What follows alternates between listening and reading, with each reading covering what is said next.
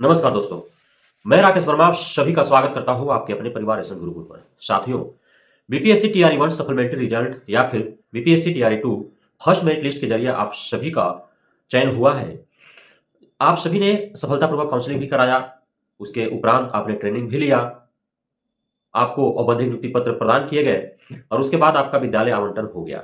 अब जो है आप सभी विद्यालयों में योगदान करने के लिए तत्पर हैं, पदस्थापित होने के लिए आप सभी प्रयासरत हैं। आप सभी को विद्यालयों में योगदान या फिर पदस्थापना हेतु कौन-कौन से डॉक्यूमेंट्स चाहिए, इन सारे बातों के बारे में मैंने ज़िक्र कर रखा है कई वीडियो में। इस वीडियो का मुख्य उद्देश्य है, जो वैसे अभ्यर्थी जो टीआरई 1 में कार्यरत हैं और टीआरई 2 में उन्होंने इस उद्देश्य से परीक्षा दिया कि चूँकि उनका चयन उनके होम टाउन से काफ़ी दूर हो चुका है और वो चाह रहे थे कि टीआरई 2 में यदि अच्छा मार्क्स आ जाए, तो उन्हें चॉइस डिस्ट्रिक्ट मिल जाए और सेम ग्रेड के लिए 1 to 5 में थे तो 1 to 5 के लिए ही, 6 to 8 में थे तो 6 to 8 के लिए ही। हालाँकि 6 to 8 के लिए तो 1 to टीआरई 1 में था नहीं, 9-10 में थे तो 9-10 के लिए ही, 11-12 में थे तो 11-12 के लिए ही।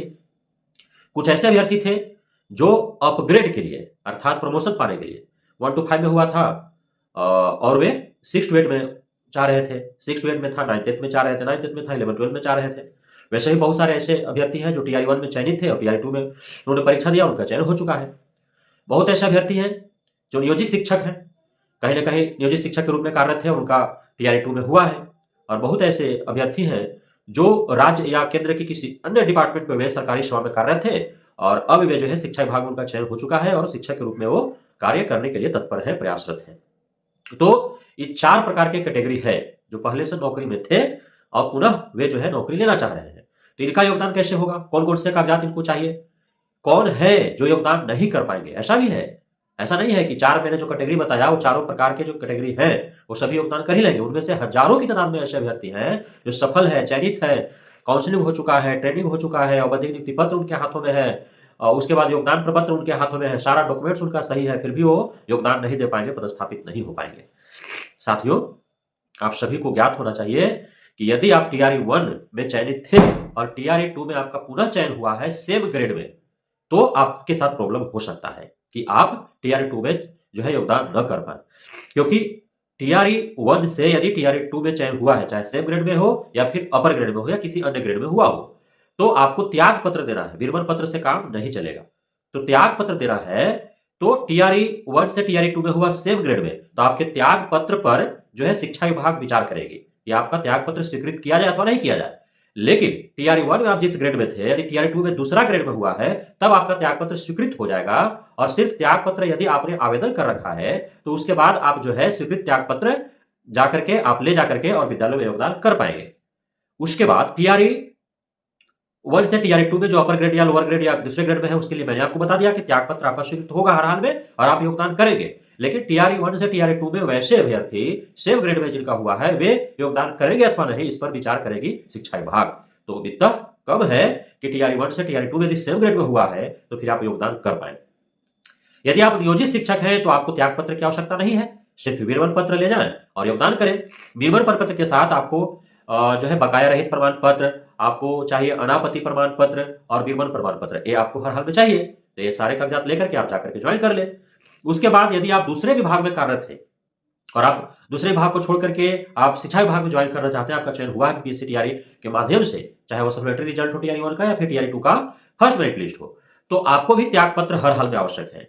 आप त्याग पत्र ले जाएंगे, तभी आपका योगदान हो पाएगा, अन्यथा नहीं हो पाएगा। अब देखिए, इसमें सबसे बड़ा विडंबना क्या है कि 25 दिसंबर 2023 से काउंसलिंग हुआ। काउंसलिंग के तुरंत बाद जो है भेज दिया गया ओरिएंटेशन के लिए, ट्रेनिंग के लिए।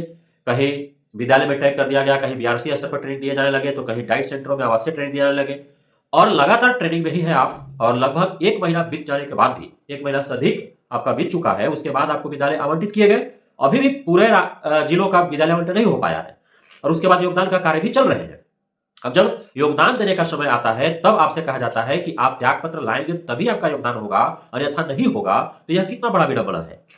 बीच में ही शिक्षा विभाग को इस हेतु समय देना चाहिए था या कोई पत्रांक जारी करने चाहिए थे कि जो TRE 1 से TRE 2 में जिनका चयन हुआ है वे त्याग पत्र दे दे, त्याग पत्र स्वीकृत होने के उपरांत ही उनका योगदान हो पाएगा, या दूसरे विभाग में जो थे और इस विभाग में आना चाह रहे हैं, शिक्षक के रूप में कार्य करना चाह रहे हैं, तो उनको त्याग पत्र स्वीकृत हो जाएगा दूसरे विभाग में, तभी जो है वो त्याग पत्र लेकर के आएंगे तो उनका योगदान हो पाएगा। ऐसा उनको स्पष्ट दिशा जारी करना चाहिए थे। अब योगदान का समय आ चुका है, अब योगदान लेना है, तब उन्हें जो है इस प्रकार के बाध्यता दी जा रही है। अब 1 महीना, सवा महीना उन्होंने इंतजार किया कि कब उनका विद्यालय आवंटित होगा तो योगदान करेंगे, और वे सारे कागजात तैयार कर रखे हैं। जैसा कि मैंने पूर्व में बताया है आपको कि आप सभी जो योगदान लेने जा रहे हैं, विद्यालय पदस्थापना प्रपत्र, नियुक्ति पत्र लेने जा रहे हैं, तो आप सभी को चाहे TRE 1 से हो, TRE 2 से हो, एडमिट कार्ड, आपने जो आवेदन कर रखा था उसका हार्ड कॉपी, आपका मैट्रिक का, इंटर का, ग्रेजुएशन का, पोस्ट ग्रेजुएशन का अंक पत्र और प्रमाण पत्र, आपका DLED या BEd का अंक पत्र और प्रमाण पत्र, उसके बाद C-TET, S-TET, B-TET दक्षता का आपका अंक पत्र या प्रमाण पत्र, उसके बाद आपको चाहिए, आप यदि आरक्षण कोटा से आरक्षण का आपने लाभ लिया है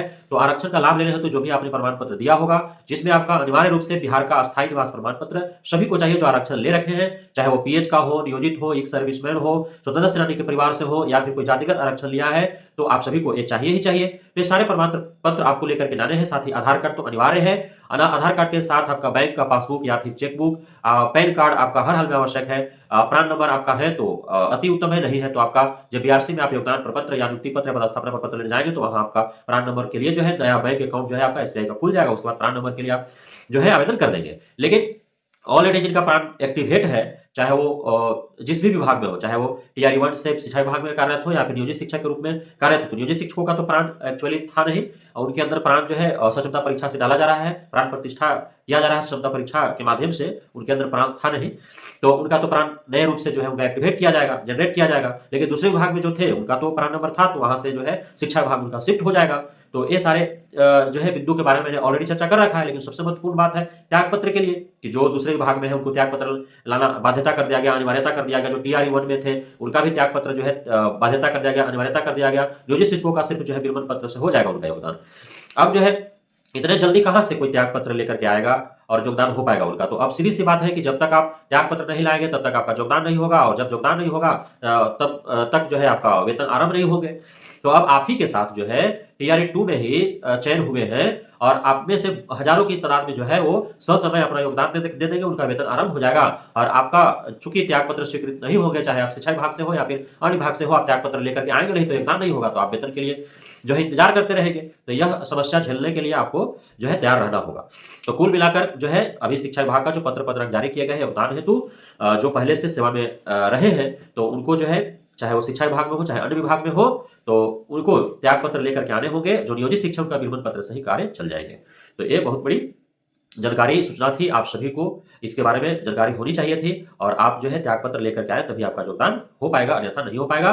और इस हेतु जो है त्याग पत्र के चक्कर में बहुत लोगों का योगदान नहीं हो पाएगा, ये भी जो है बात सत्य है। हालांकि शिक्षा विभाग जो है लचीलापन दिखाएगा, कुछ ही दिनों में आपको देखने को मिलेगा पत्र जारी होगा कि जल्दी से योगदान कर लो, बाद में भी त्याग पत्र ला करके देते रहना, तो ऐसा भी आपको देखने को मिलेगा। लेकिन जब तक जो है स्पष्ट दिशा निर्देश नहीं आता है, अभी तक का दिशा निर्देश यही है कि बिना त्याग पत्र के आपका योगदान नहीं होगा। TRE 1 से TRE 2 में जो आए हैं या फिर दूसरे विभाग को छोड़कर के शिक्षा विभाग में जो आए हैं नियोजित शिक्षकों को विरमण पत्र से हो जाएगा, यह ध्यान में रखना है।